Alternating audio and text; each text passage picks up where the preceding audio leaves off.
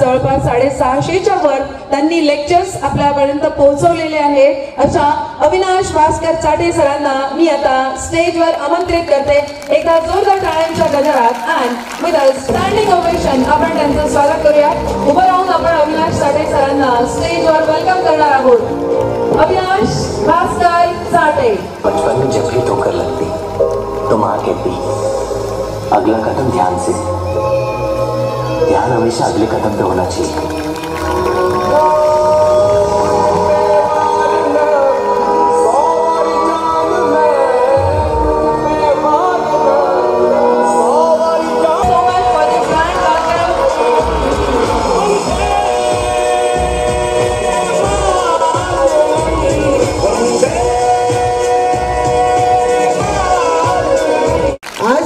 Session मध्ये winning age पुस्तकामधूनच काही content मी घेतलाय, काही कॉन्सेप्ट मी घेतलेत आणि आज तुम्हाला इथे मी ते कॉन्सेप्ट देऊन जाणार आहे. त्या सक्सेसची चावी मी तुम्हाला देऊन जाणार आहे. पण एक त्यामध्ये छोटीशी कंडिशन असेल. पुढचा 1 तास मी घेणार आहे आणि छोटीशी कंडिशन अशी असणार आहे की सेशन पुढचा 1 तास हा चांगल्या पद्धतीचा इन्फॉर्मेटिव्ह आणि जबरदस्त होईल याची मी गॅरंटी घेतो. सगळ्यात आधी एक तुम्हाला मी समोर एक मॅप दाखवलेला आहे, एक नकाशा आहे, मॅप आहे. कुठल्या देशाचा आहे कोणी सांगेल का? येस, इस्रायलचा हा मॅप आहे. राईट, इस्रायल हा देश आहे. Truly fascinated with the nation Israel, कारण प्रत्येक गोष्टीमध्ये इन्स्पिरेशन आहे. लोकांमध्ये आहे, तिथल्या कल्चरमध्ये आहे, त्या देशाच्या अर्थव्यवस्थेमध्ये आहे, मिलिटरीमध्ये आहे, इरिगेशनमध्ये आहे. प्रत्येक गोष्टीमध्ये मोटिवेशन आहे. एवढंच नसून त्या मॅपमध्ये सुद्धा एक मोठं मोटिवेशन दडलेलं आहे. मोटिवेशन काय आहे? इस्रायलच्या नकाशावरती तुम्हाला एक पार्ट दिसतोय डेड सी नावाचा, ज्याला मराठीमध्ये मृत समुद्र असं म्हणतात. 8वी मध्ये जर चांगला अभ्यास केला असेल तर मृत समुद्र नावाचा जो प्रश्न आहे तो मला वाटतं 8 मार्काला यायचा. तर मृत समुद्र हे तुम्हाला इस्रायलच्या नकाशावरती दिसतंय. त्याच पद्धतीने वरती एक सी ऑफ गॅलिली नावाचा एरिया तुम्हाला दिसतोय. 2 गोष्टी मी इथे सांगतो, थोडंसं कम्पेअर करा, थोडंसं कोरिलेट करा. मी काय सांगण्याचा प्रयत्न करतोय ते समजून घेण्याचा प्रयत्न करा. डेड सी म्हणजे मी म्हटलं मृत समुद्र आहे. मृत समुद्र म्हणजे काय की जिथे कुठल्याच प्रकारचे जीव जंतू तुम्हाला आढळणार नाहीत आणि पूर्ण प्रकाश प्रकारचं तिथे वातावरण आहे. त्याला आपण मृत समुद्र असं म्हणतो. तिकडे टुरिस्ट जातात इस्रायलला, डेड सी मध्ये फोटोज घेतात, कारण तिथे तुम्ही विचार जरी केला सुसाईड करायचा तरी तुम्ही करू शकत नाही. कारण तिथली जी पाण्याची जी सॅलिनिटी आहे, इतकं जास्त खारं पाणी आहे तिथे की तुम्ही तिथे मरायचा जरी प्रयत्न केला तरी मरू शकत नाही. तर तिकडे लोक जातात, तिकडे त्या पाण्यावरती तरंगतात, पुस्तकं वाचतात, फोटो घेतात, येतात. आणि त्याच पद्धतीने वरती इस्रायलच्या नदन पार्ट्समध्ये तुम्हाला सी ऑफ गॅलिली दिसतंय. सी ऑफ गॅलिली काय? सी ऑफ गॅलिली एक साधारण प्रकारचं पाणी जे आपण सगळ्या लेक्स मध्ये बघतो, सीज मध्ये बघतो, जिथे मासे आहेत, जीवजंतू आहेत, सगळ्या प्रकारचं प्रशस्त प्रकारचं वातावरण आहे. तुम्ही म्हणाल सेशन मध्ये Israel, Dead Sea, Sea of Galilee मध्ये म्हणजे काय मोटिवेशनचा काय संबंध आहे? एक गोष्ट त्या दोघांमध्ये कॉमन आहे. सी ऑफ गॅलिली आणि डेड सीला एक गोष्ट जुळवती, एक गोष्ट मिळवती, ती म्हणजे रिव्हर जॉर्डन. रिव्हर जॉर्डन नावाची नदी जी डेड सीला पण पाणी देते, सी ऑफ गॅलिलीला पण पाणी देते. समान प्रकारचं पाणी असताना सुद्धा 2 कंडिशन कशा विपरीत आहेत, अपोजिट आहेत, कशा डिफरंट आहेत.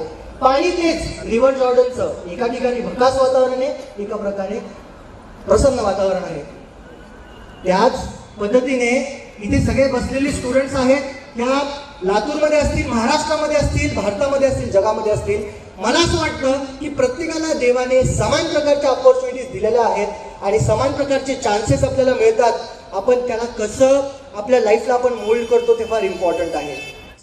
अशी जर मेंटॅलिटी घेऊन बसलात की यार मला सगळं माहिती आहे, मी खूप शहाणा आहे, हा कोण अविनाश चाटे मला सांगणार, अशा प्रकारची जर मेंटॅलिटी असेल तर नुकसान तुमचं, तुम्ही स्टॅग्नेंट होणार, डेड सी होणार. Learning should never stop. म्हणजे आपण जोपर्यंत जीवित आहोत तोपर्यंत लर्निंग आपल्या थांबल्या नाही पाहिजे. आणि म्हणून मी सगळ्यात आधी पहिली सूचना देतो की तुम्हाला सी ऑफ गॅलिली इतिहास बनायचंय, प्रसन्न व्हायचंय, फ्लरिश व्हायचंय, सक्सेसफुल जर व्हायचं असेल ना तर लर्निंग ही आज इथून घेतलीच पाहिजे. तर सगळे रेडी आहे तिथे लर्निंग घ्यायला. मला बरेचदा प्रश्न विचारले जातात की सर टेक्नॉलॉजी एवढी बदलतीये, काय एवढा बदलतोय, एक्झॅक्टली आम्ही काय केलं पाहिजे. मी आज सकाळी ऑफिसला होतो लातूरच्या, तिथे मला एक स्टुडंट भेटायला आला होता. तो मला म्हणत होता की सर खूप जास्त कन्फ्युजन आहे, मला कधी वाटतं हे करावं. मला आले तो म्हणला की सर मला बिझनेस करायचा आहे, मला लोक हँडल करायचे आहेत, मला लोक रिक्रूट करायचे आहेत, मला कोणाच्या हाताखाली काम करायचं नाही. आणि मग मी त्याला कॉंग्रॅच्युलेट केलं, त्याला चांगलं सांगितलं. आणि बरोबर 10 मिनिटाने, बघा त्याचा प्रश्न काय होता, 10 मिनिटाने तो म्हणला की सर गेट करू का. काय म्हणलं, 15 मिनिटापूर्वी मला म्हणतोय की बिझनेस सुरू करायचा आहे आणि 15 मिनिटाने मला म्हणतोय की परत गेट करायचं, मी करू शकतो का. Lot of confusion is there. बरोबर आहे कन्फ्युजन सगळ्यांमध्ये, कन्फ्युजन आहे. कन्फ्युजन जर असेल तर बघा करिअर कसं सिलेक्ट करायचं, मी तुम्हाला एक छोट्याशा एक्झाम्पल्सने आणि छोट्याशा काही कॉन्सेप्टने मी तुम्हाला सांगतो. फ्युचरचा विचार केला पाहिजे. फ्युचरचा विचार कसा केला पाहिजे. फ्युचर बघितलं एवढं जबरदस्त टेक्नॉलॉजीने बदलतंय. सेशन चालू व्हायच्या आधी आर्टिफिशियल इंटेलिजन्ससाठी एक व्हिडिओ चालू होता. एवढं काळ बदलणार आहे पुढच्या 10 वर्षामध्ये. People who are not updated will be outdated. I repeat, people who are not updated will be outdated.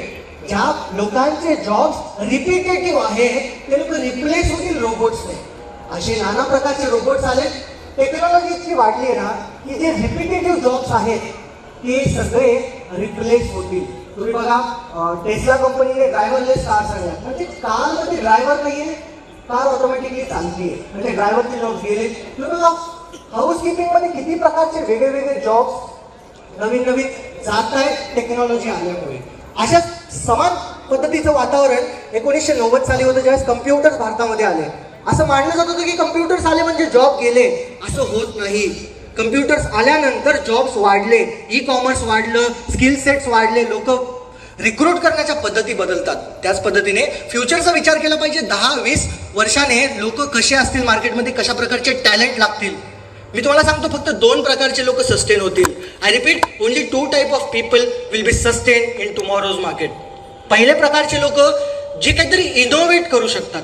Paytm is a innovation, PhonePe, Google Pay, की चला काहीतरी आपण इनोव्हेट करू आपला ब्रँड. जे लोक इनोव्हेट करू शकतात, दिस पीपल विल मेक इम्पॅक्ट पुढच्या 10 वर्षामध्ये. आणि दुसऱ्या प्रकारचे लोक जे बोलू शकतात, ज्यांच्यामध्ये लिडरशिप आहे, ज्यांची कम्युनिकेशन स्टाईल चांगली आहे, जे लोकांना हँडल करू शकतात, त्याला आपण पीपल स्किल असं म्हणतो. तर मला तुम्हाला हा प्रश्न विचारायचा आणि तुम्हाला सांगायचंही आहे की जर तुमच्यामध्ये इनोव्हेशन करण्याची ताकद असेल then you are the winner. तुम्ही सस्टेन होणार मार्केटमध्ये.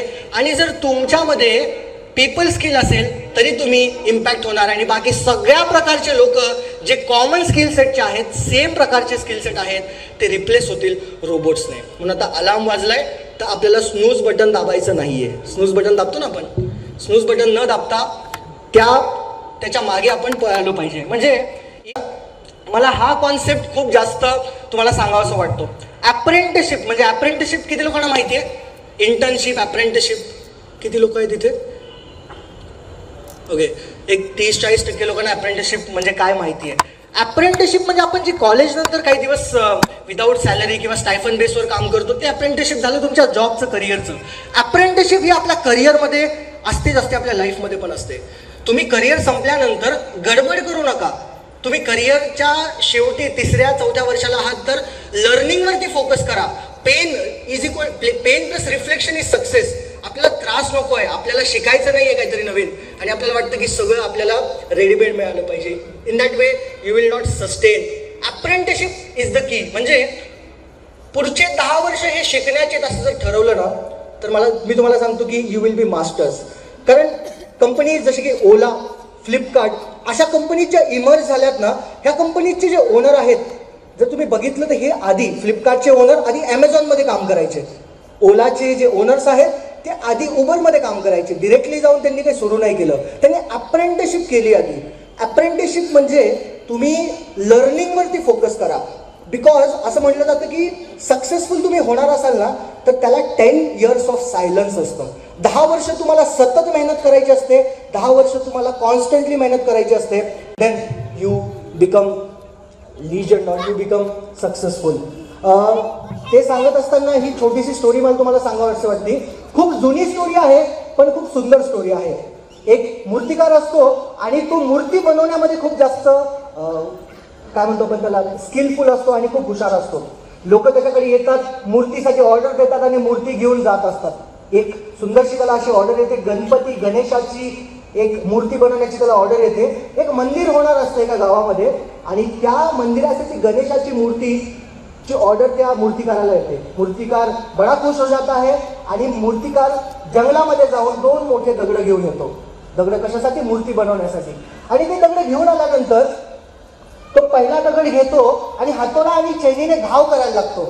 1 घाव करतो, 2 घाव करतो, 3-4 घाव नंतर त्या दगडामधून आवाज येते, स्टॉप इट्स पेनिंग. काय आवाज येते? Stop it's paining. दर्द हो रहा है भाई, बस कर.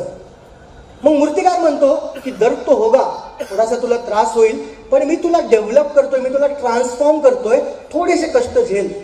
मग परत तो पहिला घाव मारतो, दुसरा घाव मारतो, 3-4 घाव के बाद परत एकदा दगडातून आवाज येतो की stop it's paining, I don't want to get transform. मूर्तिकार चिडतो, मी म्हणतो आणि काय दगड, आजकालचे दगड ठेवतो साईडला, दुसरा दगड घेतो. 2 दगड आणलेले असतात. आता दुसऱ्या दगडावरती परत घाव करायला सुरू करतो. पहिला घाव, दुसरा घाव, तिसरा घाव आणि चकित होतो, दगडातून आवाजच येत नाही. दगडातून आवाज येत नाही. मग मूर्तिकार म्हणतो, इज इट पेनिंग, दर्द हो रहा है तुझे? मग त्या दगडातून आवाज येते की येस इट्स पेनिंग बट चलने दो, दर्द तो होगा क्योंकि मुझे कुछ बड़ा बनना है, मुझे सक्सेसफुल बनना है. अशा पद्धतीने तो घाव करत राहतो त्या चैनीवरती आणि काही दिवसांनंतर ती मूर्ती, तो दगड मी असं म्हणेल, ती एका सुंदरशा मूर्तीमध्ये ट्रान्सफॉर्म होते. आणि ट्रान्सफॉर्म झाल्यानंतर मूर्तिकार आपल्या क्लायंटला फोन करतो, कस्टमरला, ज्यांनी मूर्ती तिथे बनवायला टाकलेली असते. आणि तो म्हणतो की सर तुमची मूर्ती झालेली आहे, तुम्ही ती घेऊन जा. आणि तू मूर्ती बघतो, खुश होऊन जातो, त्याला टिप पण देतो आणि म्हणतो आता मी मूर्ती घेऊन चाललोय. मूर्ती हातामध्ये घेतो. मूर्ती हातामध्ये घेऊन जात असताना अचानकपणे पाठीमागे बघतो तर त्याची नजर एक छोट्याशा दगडावरती जाते. छोट्याशा दगडावरती जाते. तो मूर्तिकाराला विचारतो की हा दगड मी घेऊन जाऊ का? आता मूर्तिकार म्हणतो की सर मूर्ती तो आपकी बन गई है, हे दगड घेऊन तुम्ही काय करणार? जाना है तो लेके जाओ, मेरे भी कुछ काम का नहीं है. तो म्हणतो हा घेऊन जातो ना, कारण की मी मंदिर बनवणार आहे, ही मूर्ती मी तिथं ठेवणार आहे, नारळ फोडायला काही लागेल की नाही? नारळ फोडायला काही दगड लागतील की नाही बाहेर? मग अशा पद्धतीने ते दोन्ही दगड घेऊन जातो, मंदिर बनवतो. मंदिरामध्ये एक छानशी मूर्ती ठेवतो. समोर तो जो दगड असतो त्याला ठेवतो आणि लोक येत असतात, दर्शन घेत असतात, नारळ फोडत असतात, त्याच्यावरती जय गणेशाय नमः म्हणून धडाधड फोडत असतात. त्याला मस्त त्याचं रोज म्हणजे कळलं तुम्हाला आहे ना, रोज दगड घेऊन जोरदार त्याचं चालू असतं सगळं मारामारी. आणि काही दिवसांनंतर हा दगड बिचारा निराश असतो, ज्यावरती हे नारळाचे बोंबार्डमेंट्स होत आहेत आणि तिकडे मूर्ती मस्त हसतीये, प्रसन्न आहे. हा दगड खालून बघतो मूर्तीकडे आणि म्हणतो यार तुझी लाईफ तर एवढी जबरदस्त आहे, लोक येतात, दर्शन करतात, प्रसाद ठेवतात, फुलं ठेवतात, माझं आयुष्य बघ, मी किती त्रासामध्ये आहे, मी किती बघा डिप्रेशनमध्ये आहे मी. आणि ती मूर्ती सुंदर पद्धतीचं उत्तर देते त्या दगडाला. ती म्हणते की जर पहले दर्द झेल लिया होता तो ये नौबत नहीं आती बेटा, पहले अगर दर्द झेल लिया होता तो ये नौबत नहीं आती. आणि आज तुम्हाला मला हेच सांगायचं आहे की 10 years ऑफ सायलन्स हे तुमच्या डायरीवरती कुठेतरी टिपून ठेवा आणि तिथे नोट करून ठेवा की 10 वर्ष मी फक्त शिकण्यासाठी घालेल. शिकण्यासाठी म्हणजे कॉलेज करत बसू नका 10 वर्ष, कॉलेजमधून बाहेर पडा, जॉब करा, पण जॉबला अप्रेंटिसशिप म्हणून बघा. नाही तर कोणी 8,000 रुपयाच्या जॉबला लागलं, 2 महिन्यानंतर कोणीतरी म्हणतं ये मी 9,000 देतो.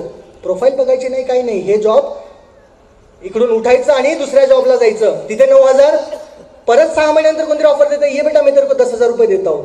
आणि असं करत करत 2-3 वर्षाने काय होतं, असं कळतं की मी इंजिनियर होतो पण मी आता कुठेतरी सेल्समॅनची नोकरी करतोय.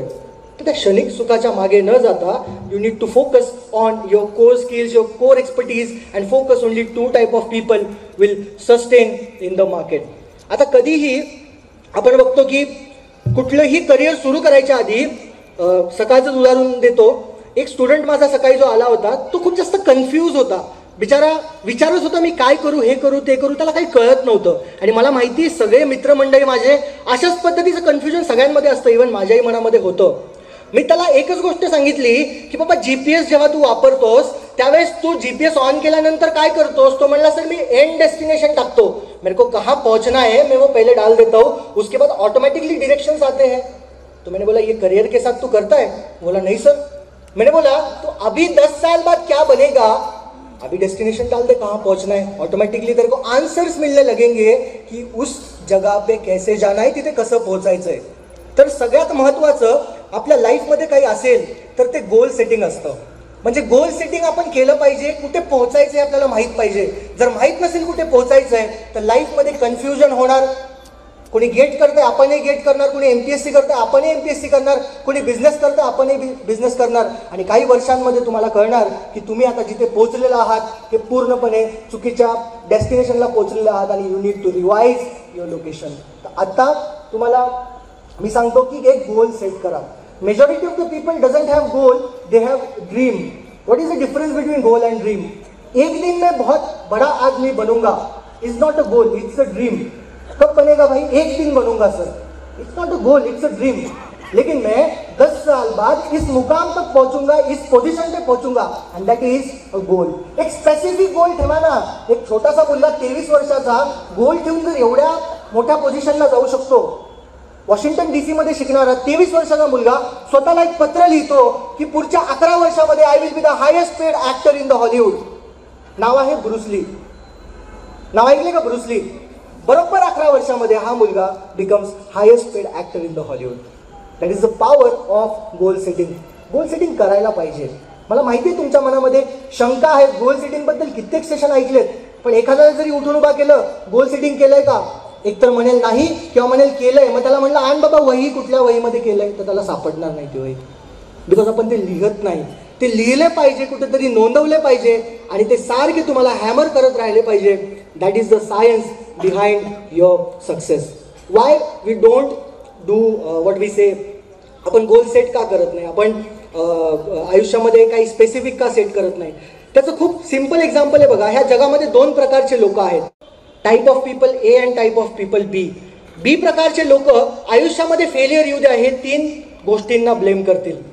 पहिली गोष्ट, कुठल्याही प्रकारचं फेलियर असेल, तो ॲक्टर असेल, पॉलिटिशियन असेल, स्टुडंट असेल, बिझनेसमॅन असेल, कोणी असेल, फेलियर आलं की हे 3 गोष्टींना ब्लेम करतात. पहिलं, हे ब्लेम करतील टाईमला. मेरा टाइम खराब चालू है, साडेसाती चालू आहे, शनी शिंगणापूरला जाऊन येतो, मग माझ्या आयुष्यामध्ये सुखच सुख आहे, सक्सेसच सक्सेस असेल. People blaming time. बघा तुमच्या अवतीभोवती तुम्ही स्वतःही असाल. People blaming time. दुसरे, people blame people. People blame people म्हणजे तू माझ्यासोबत आहे म्हणून तू पनवती आहेस, तू माझ्यासोबत आहेस म्हणून माझं काही होत नाही. People blame people. बघा नवरा बायको असतील तर बघा है ना थोडं.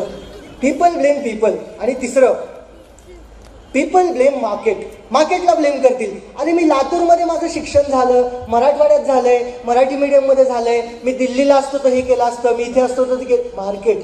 Blaming market. एक दुकान टाकलं इथे चालतच नाही हो, मार्केट बकवास आहे. अरे तुम्हाला करता येत नाही ते सांगा ना. You should blame your self. Anything. ह्याला आपण म्हणतो की ऑप्टिमिस्ट आणि पेसिमिस्ट. मी तुम्हाला पुढे घेणार आहे, मला त्याच्या नंतरच आहे ते.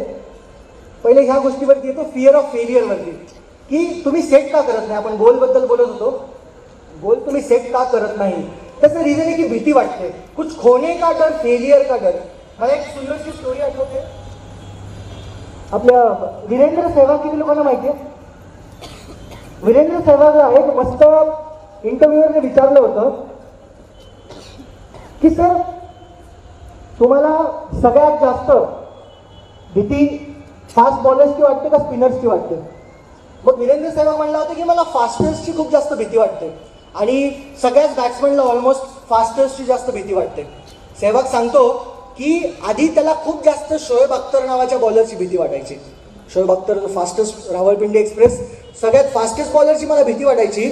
पण मी एक दिवस विचार केला की ॲज अ बॅट्समन जर मी प्रत्येक पहिला बॉल माझ्या क्रिकेट इनिंगचा जर मी बाउंड्रीच्या पार लावला तर कदाचित ते त्याच्यावरती बॉलरवरती पण ते प्रेशर येऊ शकतं. आणि तुम्ही बघा 2011ची जी टुर्नामेंट आहे वर्ल्ड कपची, त्याच्यामध्ये सहवागचा प्रत्येक पहिला बॉल तो बाउंड्रीच्या पार लावायला बघतोय. बघितलं का मॅचेस? पहिल्या बॉलला त्याची बाउंड्री, हे म्हणजे त्याचं ते सिग्नेचरच झालं होतं.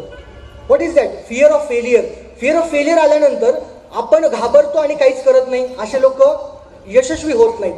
जे लोक फिअर ऑफ फेलियर आल्यानंतर त्याला बी प्रिपेअर म्हणून बघतात. तयार हो जाओ, तयार हो जाओ, म्हणजे तयारी करो, फेलियर आने वाला है, असं करतात ना. जसं की सहवाग, शोएब अख्तर आने वाला है, पहली बॉल को बाउंड्री मार दो, तैयार हो जाओ. Are you getting my point? Be prepare हा मेसेज तो फिअर ऑफ फेलियर देत असतो. आणि ज्याही वेळेस तुम्हाला अपयशाची भीती वाटेल, फेलियरची भीती वाटेल, एक गोष्ट मी तुम्हाला सांगतो की त्यामध्ये तुम्ही बी प्रिपेअर हा मेसेज शोधा आणि त्याच्या तयारीला लागा, त्याला तुम्ही काढून टाकण्याचा प्रयत्न करा. तुमच्या समोर 3 एक्झाम्पल्स आहेत. इंटरेस्टिंग वाटतात का 3 एक्झाम्पल्स? सगळे वेगळ्या वेगळ्या प्रकारचे एक्झाम्पल्स आहेत.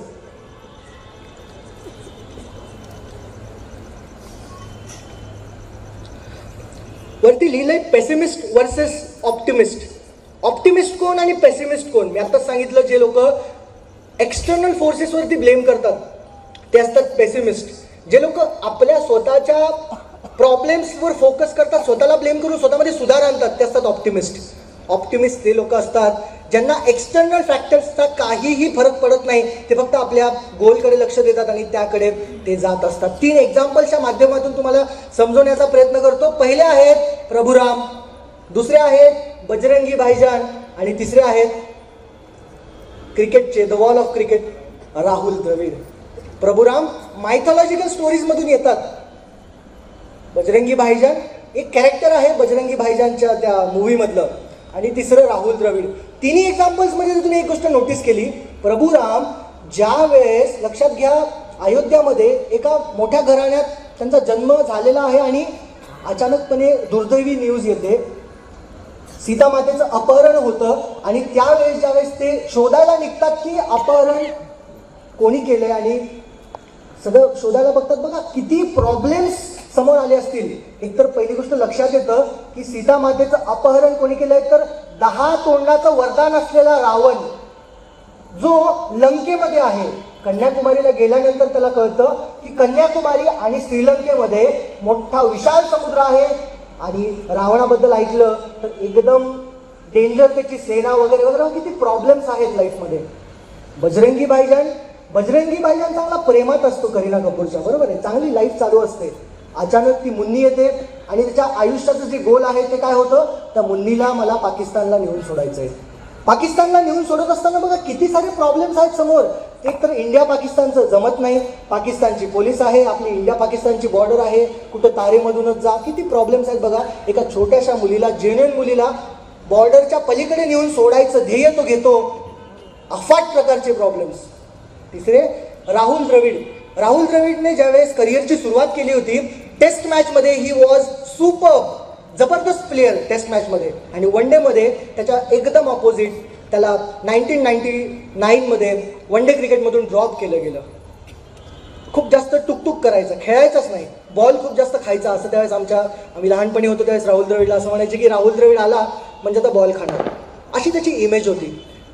टीममधून ड्रॉप केलं गेलं आणि बघा 3 प्रकारचे स्टोरीज तुमच्यासमोर, 3 एक्झाम्पल, सगळ्यांसमोर विविध प्रकारचे प्रॉब्लेम.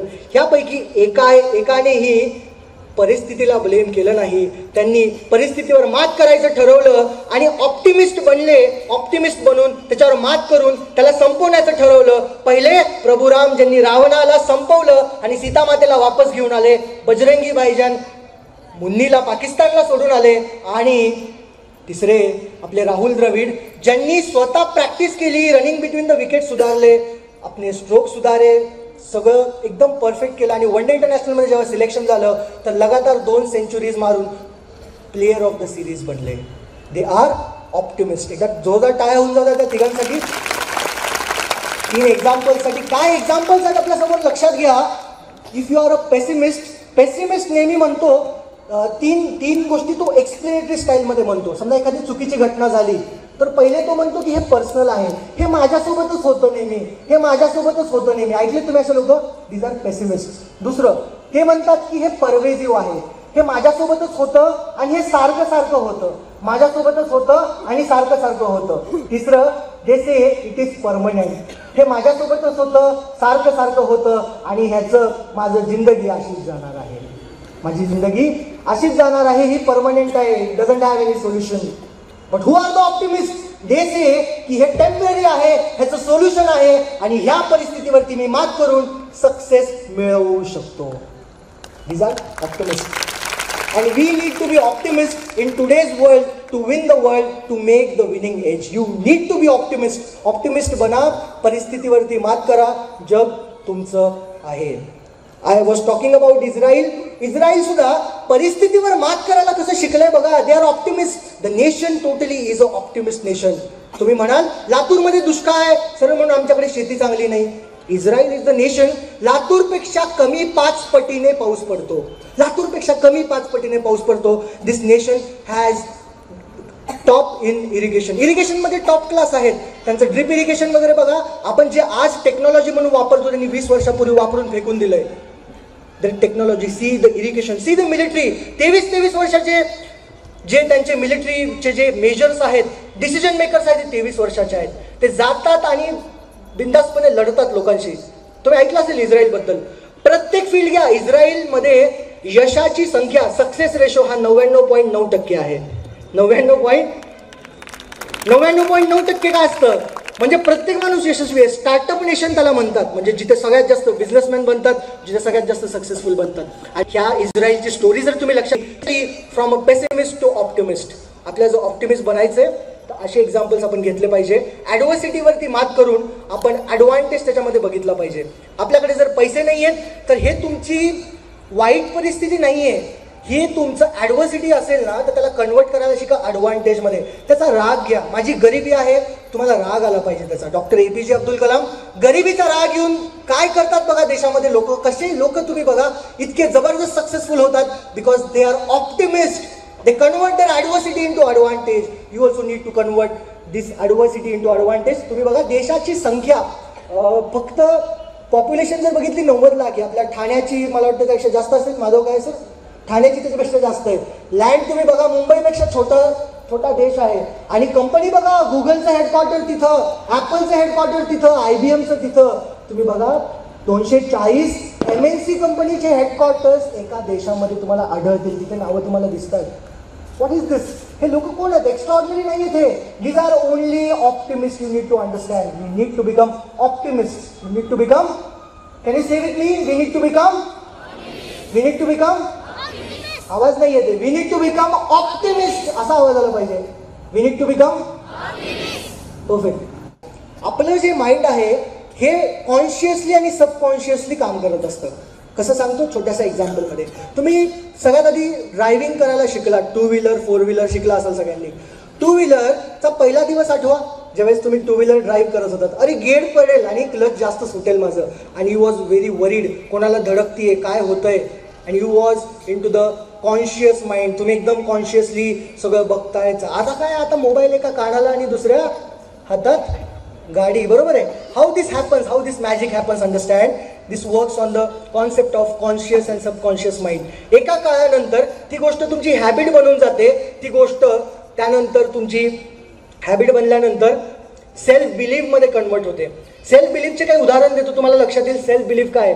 एक ब्रिटिश ऑलिम्पिक कोच होता हॅरी अँड्रीव नावाचा. हॅरी अँड्रीव नावाचा कोच आहे. त्याने एका पेपरमध्ये स्टेटमेंट देऊन टाकलं. आला प्रेस कॉन्फरन्स घेतली. कधी घेतली? 1903ला. प्रेस कॉन्फरन्समध्ये सांगून टाकलं की मी या ऑलिम्पिकचा बाप आहे, मला सगळं कळतं. 1 मैल जर तुम्हाला पळायचं असेल तर 4 मिनिटं तुम्हाला लागतात. आणि पेपरला सगळीकडे ठणठणीत न्यूज आल्या की एक मैल तुम्हाला धावायला 4 मिनिटं लागतात. रे बाबा, ऑलिम्पिकचे सगळे प्लेयर्स कोणी जोरात पळायचा प्रयत्न करायचा, दुसरा सांगायचा अरे रिलॅक्स, 4 मिनिटं तो लगता है. पण एक त्याच्यामध्ये असा डॉक्टर होता, हॅरी अँड्रू पण डॉक्टर आहे, दुसरा पण डॉक्टर होता, त्याने ऐकलंच नाही. तो म्हणला की मी काय ऐकत नाही, मला काही सेल्फ बिलीफ बसत नाहीये. आणि त्याने काय केलं, 1954ला 1 मैल पळण्यासाठी 3 मिनिटं 59 सेकंड्स आणि 4 मिलीसेकंड्समध्ये हा रेकॉर्ड तोडला. मी काय सांगण्याचा प्रयत्न करतोय त्याचं सायन्स लक्षात घ्या. पहिलं स्टेटमेंट आलं 1903 साली. 1903 में पहला स्टेटमेंट आया. दूसरा रेकॉर्ड ब्रेक कब हुआ है? 1954 में. किती वर्ष लागले टोटल? 51 वर्ष लागले हा रेकॉर्ड तुटायला. बघा परत सांगतो, 1903ला यांनी स्टेटमेंट दिलं आणि 1954ला रेकॉर्ड तुटला. आणि त्यानंतर बघा रेकॉर्ड तुटण्याची झडीच लागली. प्रत्येक 6 महिन्यानंतर रेकॉर्ड तुटत गेले. 1954ला रॉजर बॅनिस्टरने तोडला, त्याच्यानंतर जॉनी लँडी, त्याच्यानंतर हेबेल, पीटर स्मेल, मिकी, बघा हे सगळे तुम्ही बघा प्रत्येक 6-6 महिन्याच्या अंतराने हे रेकॉर्ड तुटत गेले. मला तुम्हाला एक प्रश्न विचारायचा आहे. 1903ला स्टेटमेंट दिलंय, 1954ला रॉजर बॅनिस्टर तोडतोय. हे प्लेयर्स त्यावेळेस कुठे होते? त्या 51 वर्षामध्ये ते जन्मले नव्हते का? जन्मले होते, कारण त्याच्यानंतर लगेच 6-6 महिन्याने रेकॉर्ड तुटलेत. मग असं काय झालं की एकाने तोडलं म्हणून सगळे तोडायला लागले?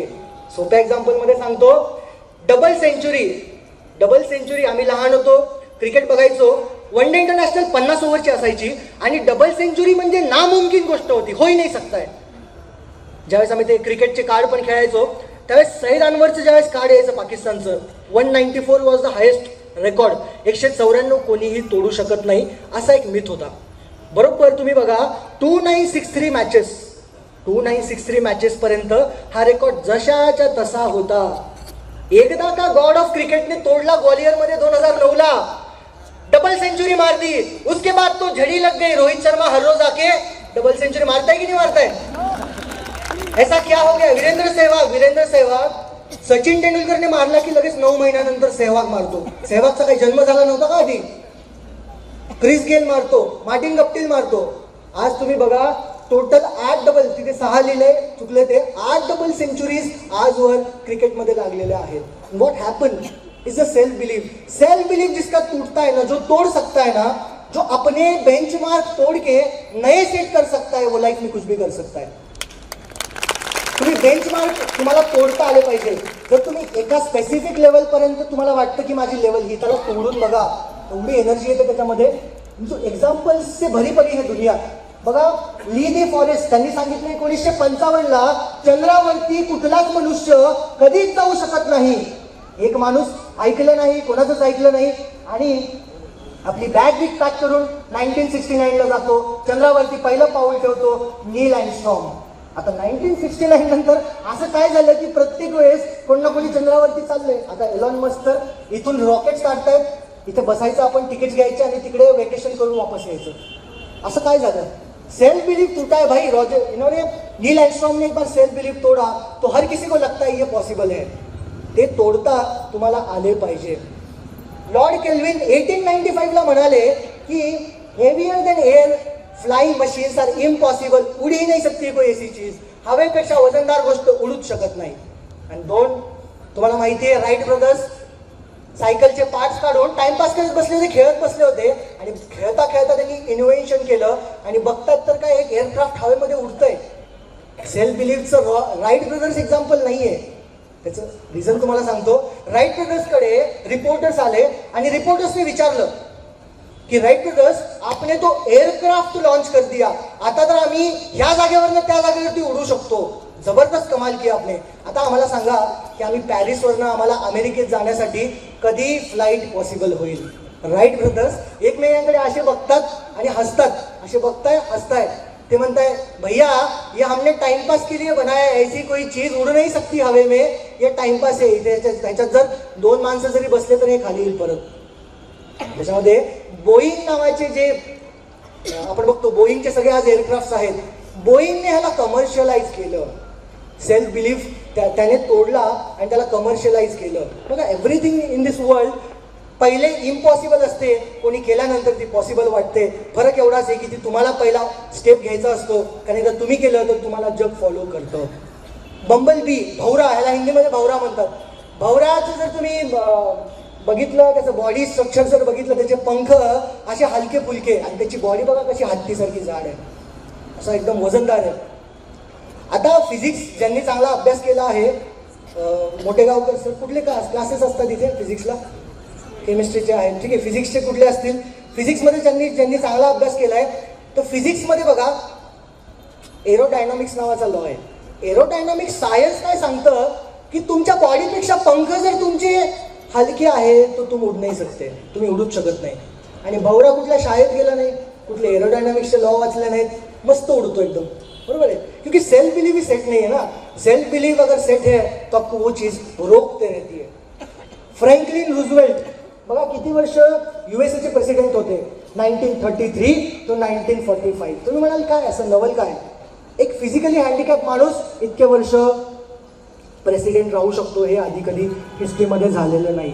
तशाच पद्धतीने विल्मा रुडल्फ, लहानपणी इंज्युअर झालेली मुलगी पुढे जाऊन कशी विश्वविजेता बनते. डॉक्टर सांगतं की तू चालू पण शकत नाहीस, तिची आई सांगते तू दौड भी सकती है, तू चल भी सकती है, तू जीत भी सकती है. ती जिंकली, मेडल जिंकून घरी येते. किती एक्झाम्पल्स मी तुम्हाला देऊ सेल्फ बिलीफचे. सेल्फ बिलीफ तोडता तुम्हाला आले पाहिजेत. अल्बर्ट आईन्स्टाईनचं एक्झाम्पल घेऊन मी सेल्फ बिलीफ कॉन्सेप्टला विराम लावतो. अल्बर्ट आईन्स्टाईन सगळ्यांना माहिती आहे, मोठे सायंटिस्ट आहेत. त्यांनी त्यांची बायोग्राफी लिहिली आहे, तुम्ही ती बायोग्राफी वाचा. त्या बायोग्राफीमध्ये लिहिलंय, त्यांनी स्वतः लिहिलंय की ज्यावेळेस ते लहान होते, लहानपणी त्यांना शाळेमधून हाकलून दिलं गेलं. आईला बोलवलं, आई शाळेमध्ये येते आणि आईला प्रिन्सिपल एक लेटर देतात. ते लेटर ती वाचते आणि आपल्या बाळाला घरी घेऊन जाते. घरी गेल्यानंतर अल्बर्ट आईन्स्टाईन विचारतात, आई पत्रामध्ये काय लिहिलंय, लेटर मी क्या लिखा है. आई सांगते की तू इतका जास्त हुशार आहेस, तू इतका जास्त म्हणजे एक्स्ट्रा ऑर्डिनरी आहेस ना, की तुला ही शाळाच काय, हे टीचर्स पण तुला शिकवू शकत नाही, तू एवढा जबरदस्तच. हेच आई सांगते. मग अल्बर्ट आईन्स्टाईनच्या मनामध्ये असा एक सेल्फ बिलीफ तयार होतो की मैं बहुत जबरदस्त हूँ, मी एकदम एक्स्ट्रा ऑर्डिनरी, मला शाळा प्रिन्सिपल कोणी शिकवू शकत नाही. एक सेल्फ बिलीफ सेट होतो आणि तो सेल्फ बिलीफ आपले तोडत चालतो. एक दिवस मोठा सायंटिस्ट बनतो. आई एक्सपायर झाल्यानंतर घर शिफ्ट करत असतो नवीन घरामध्ये. तो सामान घेऊन जात असताना त्याला हे पत्र मिळतं. पत्र उघडल्यानंतर वाचतो तर त्याच्यामध्ये ठीक उलटं लिहिलेलं असतं. पत्रामध्ये लिहिलेलं असतं की तुमचा मुलगा नालायक आहे, मंदबुद्धी आहे, ह्याला आत्ताच्या आत्ता इथून घेऊन जा, ह्याच्यामुळे बाकीचे मुलं बिघडत आहेत. आणि जर ते आईने जर त्याला सांगितलं असतं तर तो त्याच्या मनामध्ये सेल्फ बिलीफ सेट झाला असता आणि जो सेल्फ बिलीफ त्याला कधी लाईफमध्ये तोडता नसता आला. म्हणून आपण सेल्फ बिलीफ सेट करा, ते बेंचमार्क तोडत चला. पुढच्या शेवटच्या स्लाईडवरती येतो आणि देन आय विल कन्क्लूड. तुमच्या समोर मी एक फोटोग्राफ लावलेला आहे. एक छोट्याशा सुंदर स्टोरीजने आपण आजचं सेशन माझं कन्क्लूड करूया. तुमच्या समोर एक फोटोग्राफ लावलेला आहे. कोणी गेस करेल हे कोण आहेत? ठीक आहे. इंडियन आहेत का, चायनीज, नेपाळी वगैरे काय? येस. क्रिकेट किती लोकांना आवडतं? शक्यच नाही. सब झुटे क्रिकेटर है वो. इंडिया का cricketer is the player from Nagaland, the only player from Nagaland who has played IPL. नागालँडचा पहिला प्लेयर होकायतो झिमोमी नावाचा. ज्यावेळेस सिलेक्शन होतं 2009ला KKRच्या टीममध्ये, सौरव गांगुली ओनर टीममध्ये सिलेक्शन होतं आणि नागालँडमध्ये सर्वत्र दिवाळीचं वातावरण, सगळे प्रसन्न की आपला पहिला प्लेयर होकायतो टीममध्ये जाऊन खेळणार आहे. सगळे IPL सुरू झाल्यानंतर TV लावतात, टीव्हीकडे लक्ष देऊन बघतात की आता आपला होकायतो खेळणार. पहिली मॅच सुरू होते आणि प्लेइंग 11मध्ये होकायतोचं नाव कुठेही दिसत नाही. निराश मनाने लोक दुसरी मॅच बघतात परत एकदा की एक होपने बघतात, आशेने बघतात की आता आपला प्लेयर खेळेल. मित्रांनो, पहिली मॅच, दुसरी मॅच, तिसरी मॅच, शेवटची मॅच IPLची आणि शेवटच्या मॅच पर्यंत होकायतो झिमोमीला शेवटच्या मॅच पर्यंत प्लेइंग 11मध्ये चान्स मिळत नाही. तो तसाच न खेळता परत एकदा आपल्या नागालँडला परततो आणि नागालँडला गेल्यानंतर तिथे काही रिपोर्टर्स त्याला येऊन भेटतात. त्याला विचारतात, होकायतो तू ह्या फेलियरला कसं बघतोयस, तू ह्या फेलियरला कसं बघतोयस. Hokato says who is failure, come on, who is failure. मग ते पत्रकार थोडेसे असे चलबिचल होतात. ते म्हणतात की सर, नाही, आमचा म्हणण्याचा अर्थ की तुम्ही IPL मध्ये सिलेक्ट झालात आणि खेळला नाही, त्या फेलियरला कसं बघतात. But Hokato says is very impressive to all of you my dear friends. Hokato says की मी खेळलो जरी नसेल IPL तरी मी नागालँडचा पहिला प्लेयर आहे जो IPL मध्ये सिलेक्ट झालाय आणि तुम्ही मला एक प्लेयर दाखवा नागालँडमधून जो एवढ्या मोठ्या इंटरनॅशनल लेवलला गेला आहे. काय झालं जर मी खेळलो नसेल? मी सौरव गांगुली सोबत प्रॅक्टिस नेट शेअर केल्यात, रिकी पॉन्टिंग सोबत मी किती वेळेस जेवण केले, त्यांच्याकडून किती सगळ्या टिप्स घेतल्यात मी, रॉबिन उत्तप्पा सोबत मी नेटमध्ये प्रॅक्टिसेस केली. आणि असं सांगतो होकायतो आणि he concludes, he says never ever compare your life with anyone, और he says never ever compare your life with anyone. प्रत्येकाचा DNA वेगळा आहे, प्रत्येकाचं यश हे वेगळं असतं. तुम्ही कंपॅरिझन जर करत बसलात तर तुम्ही तुमच्या लाईफमध्ये निराशाला फेस कराल. तुम्हाला नेहमी निराश वाटेल, तुम्हाला प्रॉब्लेमॅटिक वाटेल सगळं. Don't do this. Take lessons from Hokato and he really enjoys his life. He says I am the only person from Nagaland, and in this way what he does is he gives a simple message to the nation of India that you should never ever compare your life with anyone. I am concluding to the final video of my presentation, and the final video is very inspiring. Self motivation पाहिजे. दररोज येऊन तुम्हाला इथे कोणी motivate करत बसणार नाही. एक स्ट्रॉंग वाय मनामध्ये घ्या आणि स्ट्रॉंग वाय मनामध्ये घेऊन त्याला तुम्ही त्या पद्धतीने सेल्फ मोटिवेटेड व्हा. लाईफमध्ये तुम्ही काहीही करू शकता. एक फोकस जर ठेवला ना, फक्त 5 शब्द आहेत, FOCUS फोकस, तर तुम्ही लाईफमध्ये काहीही करू शकतात. लाईफमध्ये तुम्ही काहीही करू शकता. लक्षात घ्या, या सगळ्या लोकांनी जे लिजर्स तुमच्यासमोर दिसत आहे, एकच गोष्ट कॉमन आहे, and that is every day. प्रत्येक दिवस तुम्हाला करावं लागेल. थकून जमणार नाही. जादूची छडी नाही एक दिवस फिरवली तुम्ही सक्सेसफुल झाला असं होत नाही. You need to do it every day, every day, every day, consistently. Take example of Virat Kohli. Consistency is the key. हे टूल्स तुम्ही लाईफमध्ये घ्यायचे, इम्प्लिमेंट करायचे, कन्सिस्टंटली अप्लाय करायचे, दररोज करायचं आहे.